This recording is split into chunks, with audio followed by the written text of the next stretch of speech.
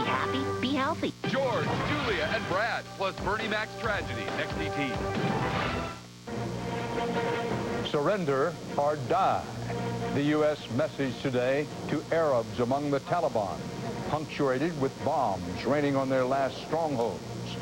Hunting Osama bin Laden, cave by cave. The secrets this bin Laden associate may be holding as he is held in a U.S. prison. And a hard news eye on America. The economy needs a jump start, and it may get one at the gas station.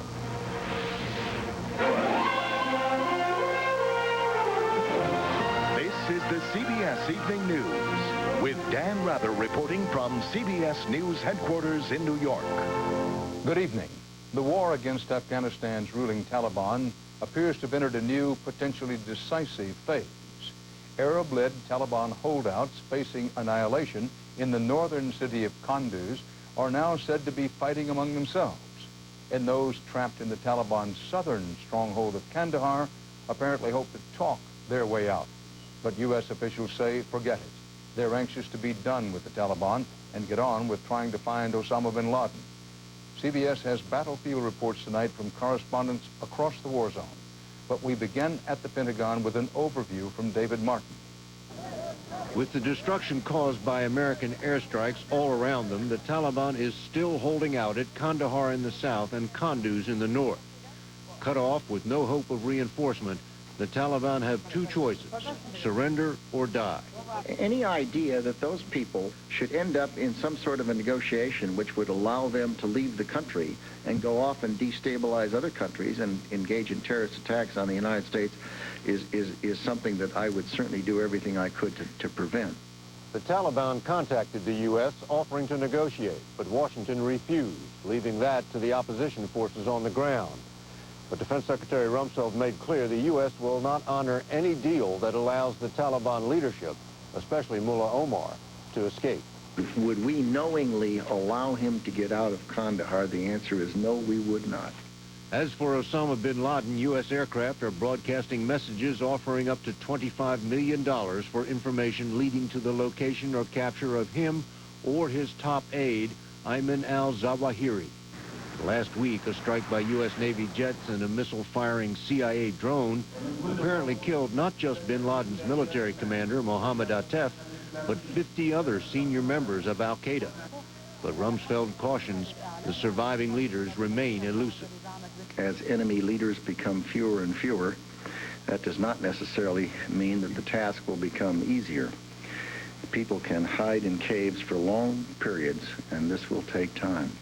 The U.S. is bombing as many of those caves as it can find, while American commandos and reconnaissance aircraft search the dwindling amount of territory where bin Laden might be hiding. It may take time, but increasingly it seems his choices are becoming the same as those Taliban fighters at Kunduz: surrender or die. David Martin, CBS News, the Pentagon. That battle for Kunduz in the north shapes up this way. The city is just 40 miles from Afghanistan's northern border with Tajikistan. The city is encircled and under constant bombardment, as CBS's Byron Pitts reports from near the front lines. Old Russian rockets and modern American bombs are winning the battle over Kunduz. But it became more clear today, ethnic hatred is the weapon that may end it. It's no longer just United Front tanks and U.S. rockets killing Taliban troops. It's Taliban soldiers killing each other. The Taliban killed their friend. This United Front spokesman's talking about these men, the 300 Afghan Taliban soldiers who defected late Sunday, fearful of a Taliban army run by foreigners and now in chaos. The Taliban commanders killed 100 of our friends, said this defector, adding they hung their bodies from lampposts as a warning to the rest of us. It's become a war within a war. Fanatical Arab and Pakistani Taliban soldiers loyal to Osama bin Laden, brutalizing Afghan Taliban fighters. Even refugees fleeing Kunduz have tales of this targeted terror. A local doctor was shot to death by foreign Taliban troops after the Taliban soldier he was treating died in surgery. A broad and bloody battle is still possible here, with panic on one side, precaution on the other. For now, both sides seem at a standstill. The Taliban no longer quite so willing to fight to the death. The United Front no longer quite so confident they can topple Kunduz easily. So tonight after supper and sweets, this United Front commander headed off for a meeting with Taliban leaders to discuss an 11th hour surrender. Meantime, soldiers at their front reload and rest, for daybreak could bring the surrender of all, or the slaughter of some. Byron Pitts, CBS News, on the road to Kunduz. Even where Taliban forces have been beaten or driven out, Afghanistan remains a very dangerous place. That was underscored today on the road from the Khyber Pass through Jalalabad to Kabul, a region dotted with bin Laden's terrorist training camps. CBS's Randall Pinkston is there. This road from Jalalabad to Kabul turned into a death trap for 4 journalists when gunmen pulled them over and began firing. This man was the driver of one of 2 cars. I saw the shoot that they were shooting the journalist. He and the driver of the second car were allowed to escape, but the journalists, one each from Afghanistan, Australia, Italy, and Spain, are missing and presumed dead. It's unclear who carried out the attack, but there is little security anywhere in this fractured nation. Even in areas the Taliban have left, renegades, including Osama bin Laden's Arab fighters, still roam this rugged countryside. One confirmed location where his Al-Qaeda fighters are still holding out is the Tora Bora Mountains, southwest of Jalalabad. Some officials believe bin Laden may also be there. He may still be free, but these 200 men who came to support his war against America are locked up. They're mostly militant Muslims from Pakistan who were captured by anti-Taliban forces, and they remain defiant against the United States. We will fight, inshallah, till the last blood of my drops, inshallah, I will fight. These men came here prepared to die fighting America, but with the collapse of the Taliban, they now face an uncertain future and the possibility of their own deaths at the hands of their Afghan captors. But they're hoping that in the spirit of the Muslim holiday of Ramadan, they will be shown mercy, something the 4 journalists did not get today on the road to Kabul.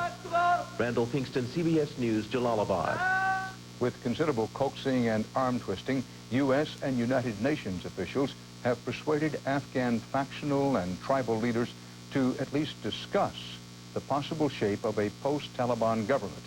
That will be at a conference, possibly in Germany, next weekend.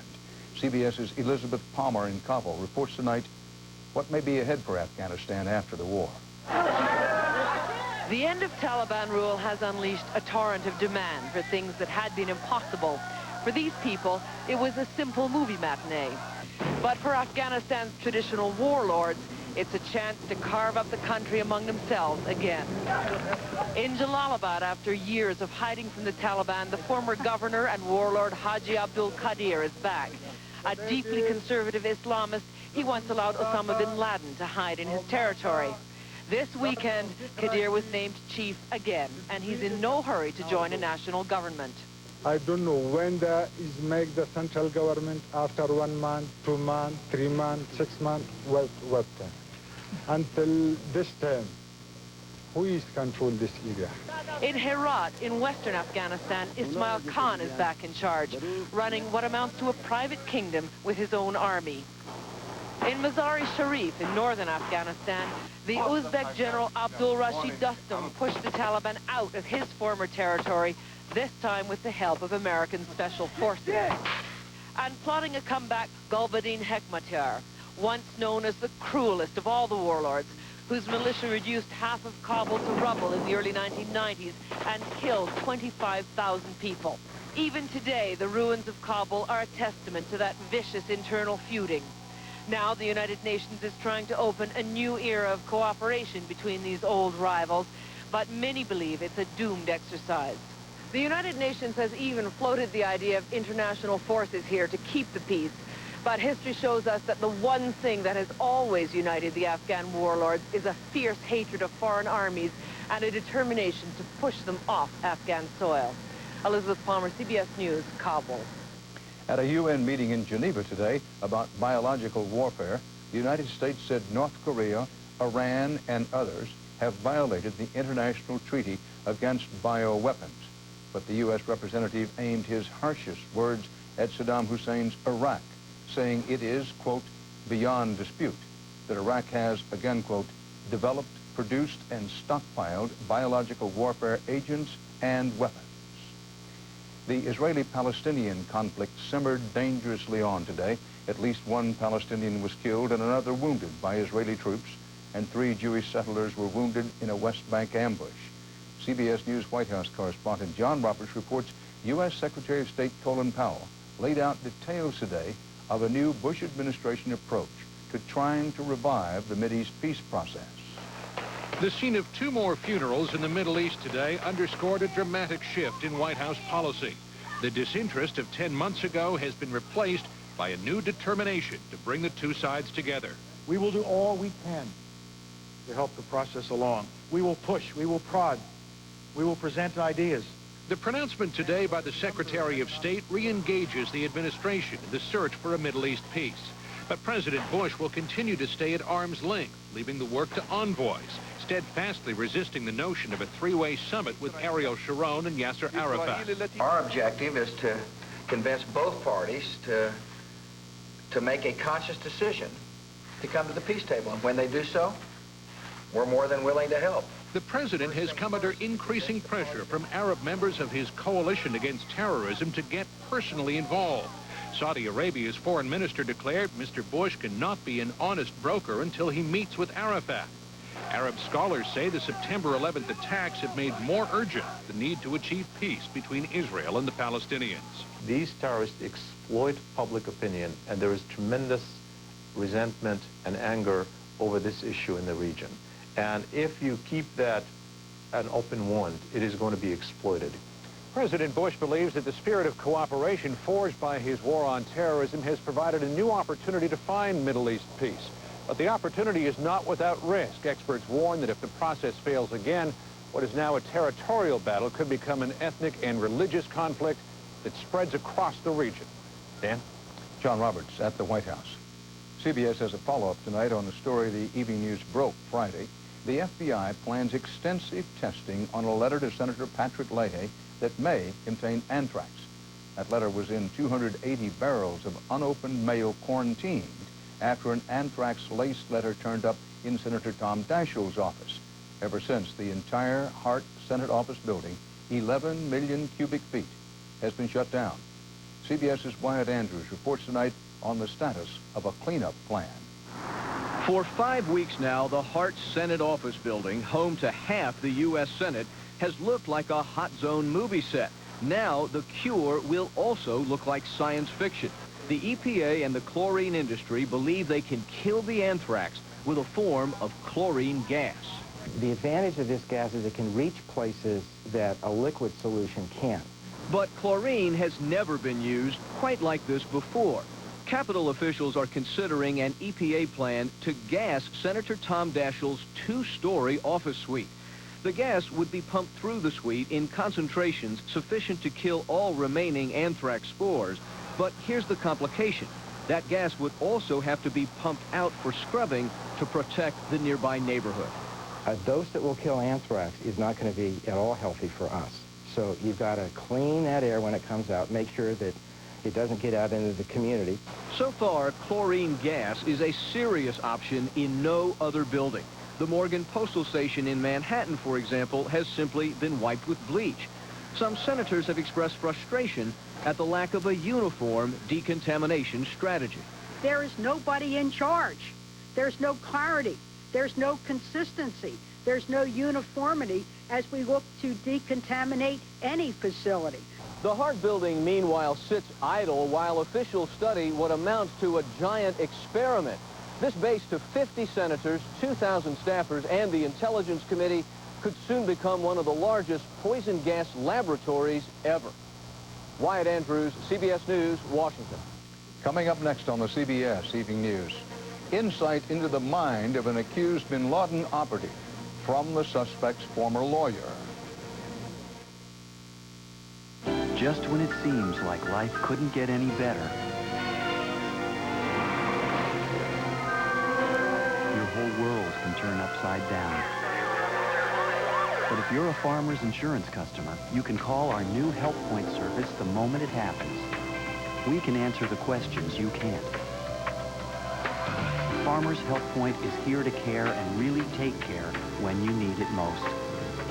Farmers, get you back where you belong. At Bank of America, we really wanted to participate in the Olympic Winter Games.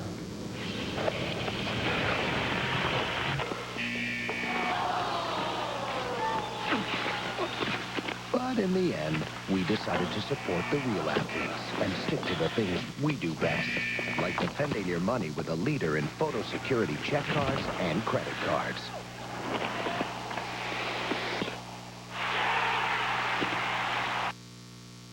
I was finally going to buy my grandson a big boy bat. I was on chemo then, and I was exhausted. If you're a chemotherapy patient and feel tired, you may be anemic. Ask your doctor about Procrit to regain red blood cells. More red blood cells can mean more strength. Procrit is proven and safe. In studies, only diarrhea and edema occurred more often with Procrit than placebo.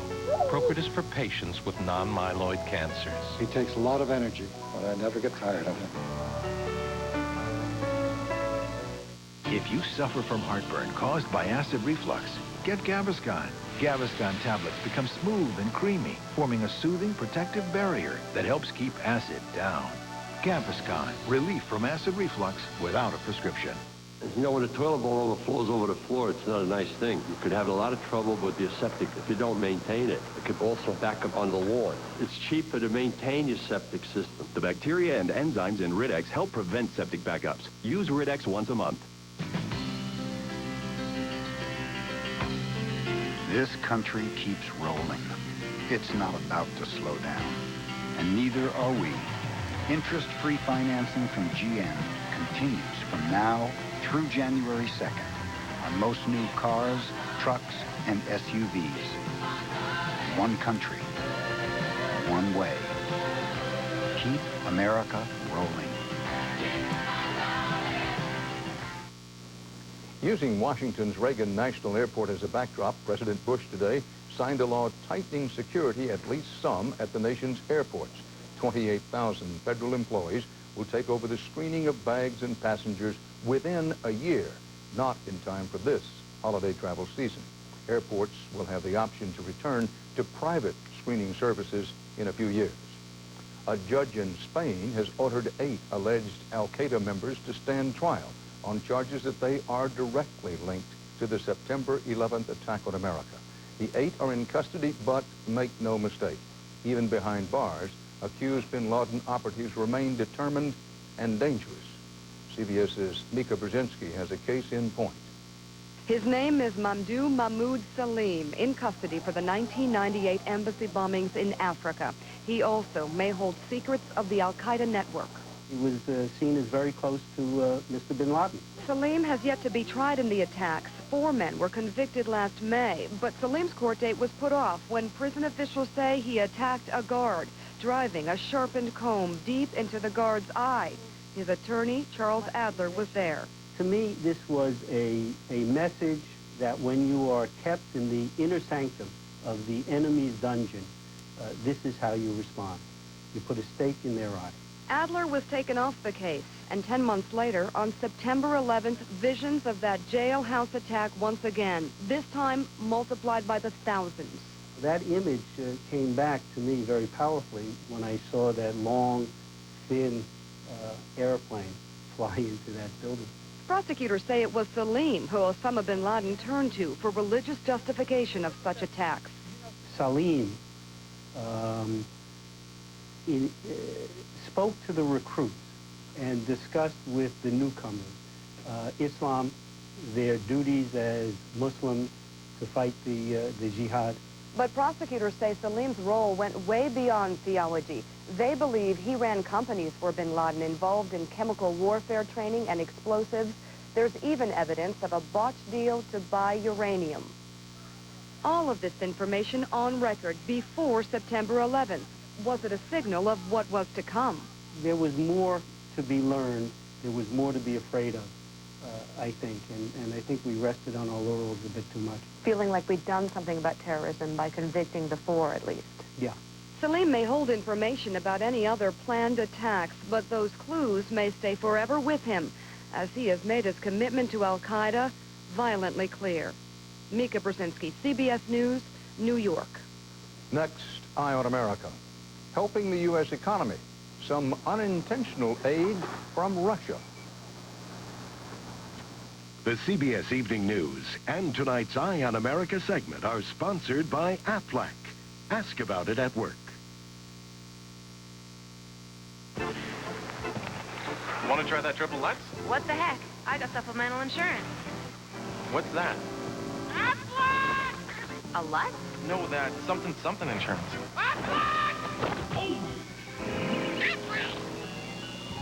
Even the best insurance doesn't give you cash for things like lost pay and other expenses. This does. What does?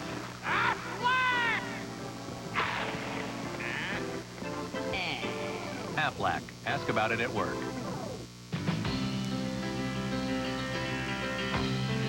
This country keeps rolling. It's not about to slow down. And neither are we. Interest-free financing from GM continues from now through January 2nd on most new cars, trucks, and SUVs. One country, one way. Keep America rolling.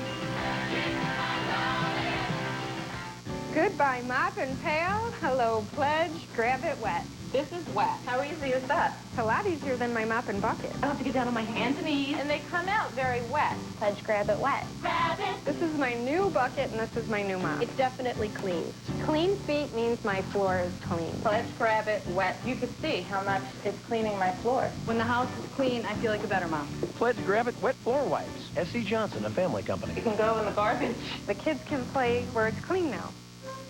How precise can changing a hearing aid battery get? Oh, this precise.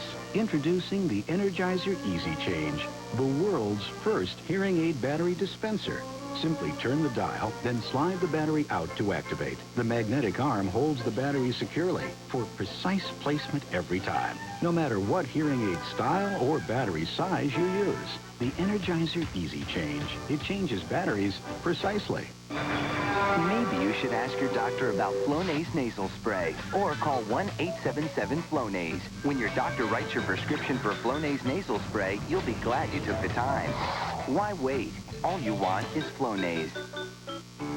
Can you breathe? When my guys want cookies, there's something better. Pillsbury ready-to-bake cookies couldn't be easier. Just place them and bake them. So I have more time just to hang out with my guys. Pillsbury, my heart to yours. Just 6 months ago, Americans were paying record-high gasoline prices. Now, prices are in free fall, down to a nationwide average today of $1.17 a gallon. Cynthia Bowers reports on the welcome slump at the pump in tonight's Eye on America. As Americans pump cheap gas this holiday season, they could be giving thanks to an unlikely source. Looks like the government's trying to help us out a lot. Make that the government in Moscow. Russia is now the second largest oil exporter in the world. And when President Putin last week rebuffed OPEC's call to cut production, he opened the door for a price war. Today, the cost of crude hit a 2-year low of less than $17 a barrel. We could see prices going back down below $10 a barrel. So who has the power now? It's the big Russian bear. The bear that's creating a bear market, driving down the cost of all things oil. Home heating oil that last November sold for $1.10 a gallon now goes for less than 50 cents. A trip to the pumps is about 35 cents a gallon less painful than last Thanksgiving. I can't remember the last time I paid less than $1 a gallon. Yeah, it's great. Consider this. If the price of crude oil were to remain steady at $20 a barrel over the next year, that would equate to an extra $150 billion pumped back into the U.S. economy, $100 billion of which would go straight into consumers' pockets. When you adjust the price of a barrel of oil by just a few dollars, it can create significant savings for the economy, more even than would be provided by Congress under some of the stimulus plans that have been offered. On the trading floor, smart money almost always follows the Saudis. But this time, the outlook may not be so clear. Who would you say that the traders are betting on at this point, Russia or OPEC? Early bets are in for Russia to pull it off. Russia is holding all the cards. They're holding all the rubles right now. And as a result, at least for the time being, Americans are holding on to more money. Cheap gas could be just what's needed to help fuel the economic recovery. In Chicago, I'm Cynthia Bowers for Eye on America. Optimism about the war in Afghanistan sent stocks higher today. The Dow is now 20% above its September low. Technically, a bull market. Why do I rent from Enterprise? For more cargo room, more people room, or more headroom. Enterprise. So easy, it's like having a second car. Or third. Pick Enterprise. We'll pick you up.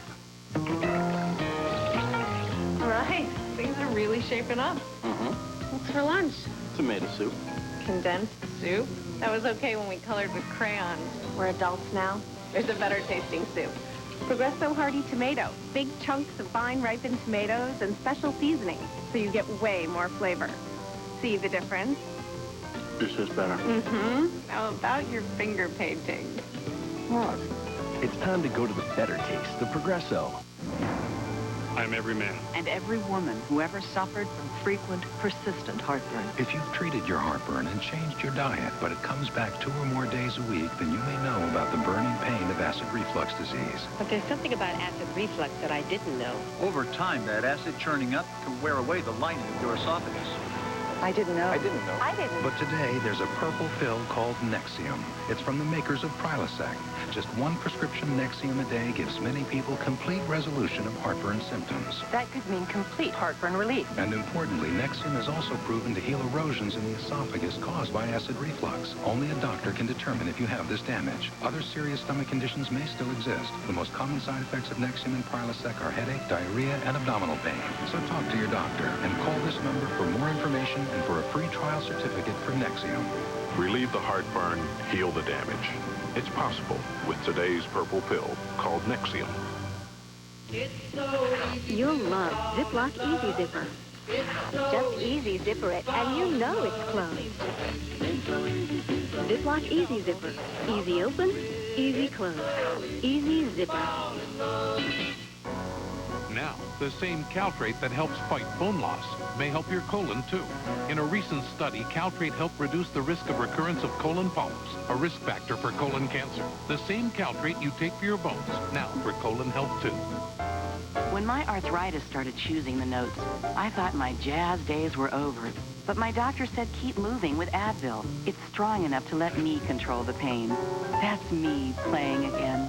Take Advil and take control. How do you spell your name? Be careful, this man was kicked off a Portland flight because the pilot didn't like his name. Hear what he says at 6. We end the CBS Evening News tonight with family ties to the front lines in a 21st century war. The best thing that's happened to me since I've been in the Navy. By satellite through a teleconference facility near Seattle, this new father is able to see his baby son, even though Dad is stationed in the Arabian Sea on the U.S. aircraft carrier Carl Vinson. These pictures from home are a godsend, especially for the 29 fathers who left port before their babies were born and are seeing them for the very first time. A high-tech mail call, bringing families together in a time of war. Part of our world tonight. Dan Rather inviting you to join us again tomorrow, same time, same station, for the CBS Evening News.